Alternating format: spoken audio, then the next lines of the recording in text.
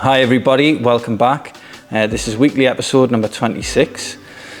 We are back to normal order now. We've got Cameron back. He's had his holidays.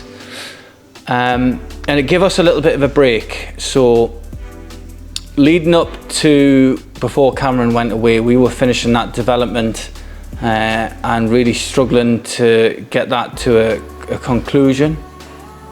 We managed to get most of the big stuff done, but it was all the little things, getting the planting in, getting that established, and then getting some of the vans on pitches, and most importantly, getting some water into the pond.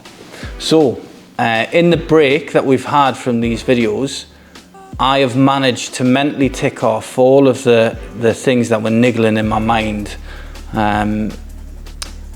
Stuff that wasn't really worth showing as content because it was a multitude of tiny jobs, but they were adding up every day.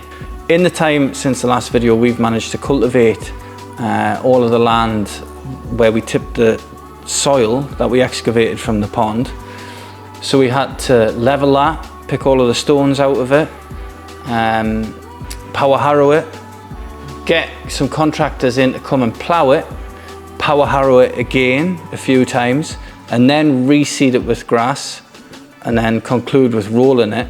So it took a bit of time and it was a bit fiddly, but we needed to do it. We've finished the development and done all of the little things, all the little dressing up jobs.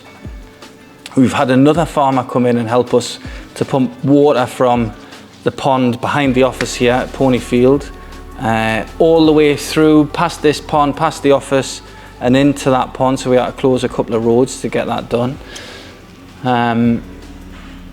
We've dug the water trench that I talked about to feed the east side of that pond. I had to dig it right the way through an area of the park.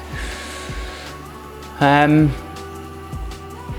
then all of the little things that we had to do for customers, because the most important date of the year for us is Easter, being that if our clients haven't already been back to their holiday home, they definitely will be by Easter.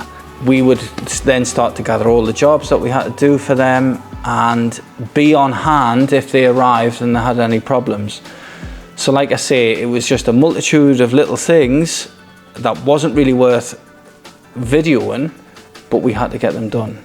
However, I want to take you now, show you the development, let you see what it's like when the sun's out. We've just cut the grass and I think you see a little bit of a difference.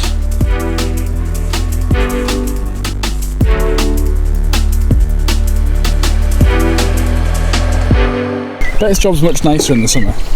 Like what you do. Dead easy in the summer. Yeah. Like if anything, it gets a bit boring because you're cutting the grass, spraying, trimming, doing all the things just to keep the place tidy. Everyone has a bit more of a life in the summer because the hours aren't as big. You don't want to be making noise when there's customers here and doing all the big jobs.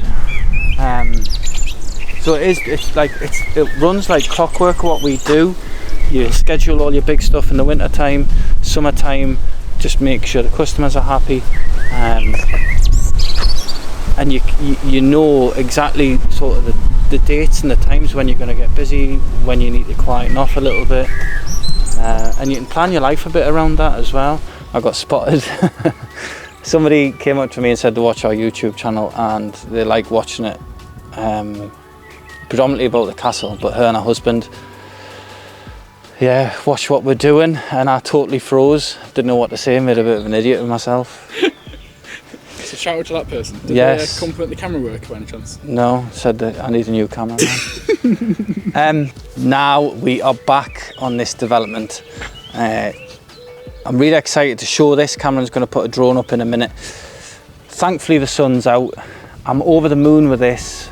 I'm still waiting for some of the grass seed to come on, and I'm conscious that some of my laurels might die, so we're watering them every day. Just dead happy. We're starting to fill these bases now. People are starting to show interest and there's a few vans sold. But I can't express enough how satisfying it is, especially when you've worked through the winter months and then you get to this time of year and everything comes alive. And you walk around the corner and you see it, and yeah, it makes it, in your head, you realise why you do it, because it is like a bit of a drug. You take on a project, you have an idea, you get a little bit worried about some of the things that could go on in that whole journey, and you got to be conscious of it, and then you see the end thing and it's like you just want to go again, you want to do it again. And I suppose it's part of the creative process as well. I'm not good with anything like that, I'm not artistic, but I enjoy making a landscape and seeing it maintained at the end. Now you can see we've got the bubble in the pond. That's something I've been talking about for a while. I can't seem to get rid of it. We've got ground gas under the surface of what we excavated before we lined the pond. I've popped the bubble twice and it's gone down considerably, but I'm just waiting for it to totally displace itself and the water to take charge of it really and keep pushing the air out, and then it'll do away with itself. But at the minute, I don't seem to be making a lot of progress with it. We've been in again today and drilled another hole in it. So I'm keen to see what the next week or so brings with that. These are laurels that you sourced by R&B Nursery. We are obviously watering them. That's the wheat pose that we've got set up for them. I'm over the moon with these. I'm glad I didn't go any bigger. One, because he wanted 10 grand for them. And two, I would have worried about watering them and keeping them managed, but at the minute they're just looking perfect. In the first video we did of this year, we went to see R&B Nurseries, obviously. And I said to him I wanted some of these cherry blossom because I wanted the pond to have like a surrounding of cherry blossom and it to be like a mirror image on the pond when they're in bloom, so you get like a double pink, if you will. These are trees I planted 10 years ago, and that's where the idea came from. So they are to the road to the rear of this development, and they're planted all the way down the road, and I wanted symmetry of that on the other side and then to fall around the pond. But while these trees are in bloom, I wanted to show it because yeah, they're looking rather special at the minute. Looking out the back of the van, you've got the fountain, you're looking up to mature parkland, specimen trees, especially when the lawns are cut and the place is kept nice. It's not, you don't beat that. And that's why I'm a bit pedantic about the presentation of the place. We have to be on top of it all the time, and that break we've had from filming, where we've trimmed everything, sprayed everything, got the grass in hand, done any of the other jobs, cutting hedges or whatever. It's a manic period, but when you get to the end of it, you're really satisfied because you're driving around. It's like a manicured garden on a massive scale. And it's just, yeah, satisfying. And we know we're set up for summer now. That's the most important thing. We've got everything ready, so it should be just maintenance going forward.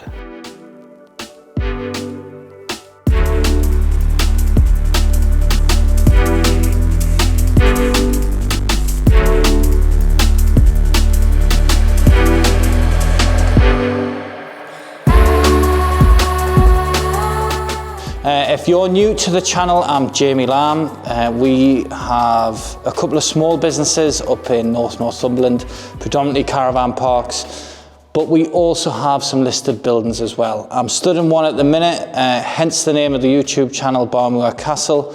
This is it. Today we're just going to cover a quick recap. As one of our previous videos, we toured the castle and we haven't been in here since November last year.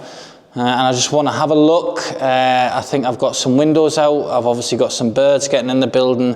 We are going to have to come in here in the forthcoming weeks and make it bird proof, tidy it up, sweep everything out and check for any water ingress. So today's video is just to cover all of the things that we'll have to do, the extent of the mess the birds have made, and just have another good overall check of the building.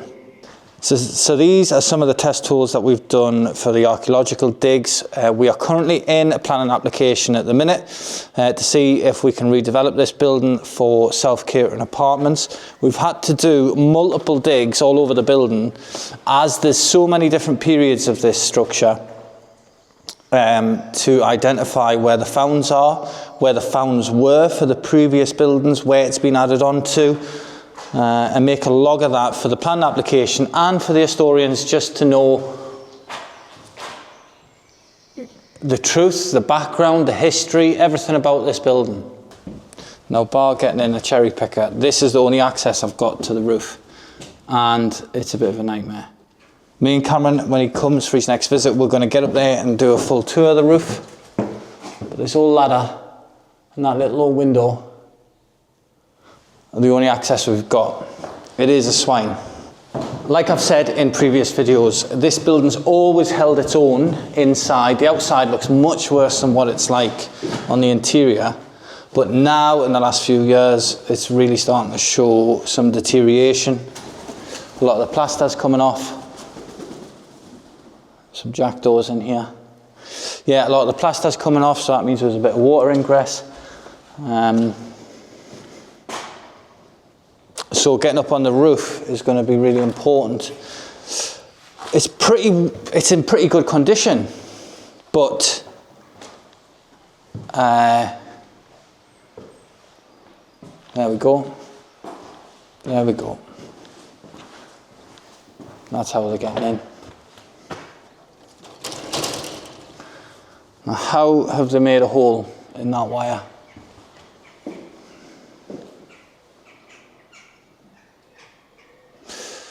We'll have to go around every window. So as I was saying, the roof's in pretty good condition, but when we've done the surveys for the plan application with the structural engineer, it was a matter of backwards and forwards between me and him. He would like to do a lot more works to the roof than I would, obviously for cost reasons. I don't want to do this whole project and leave something like the roof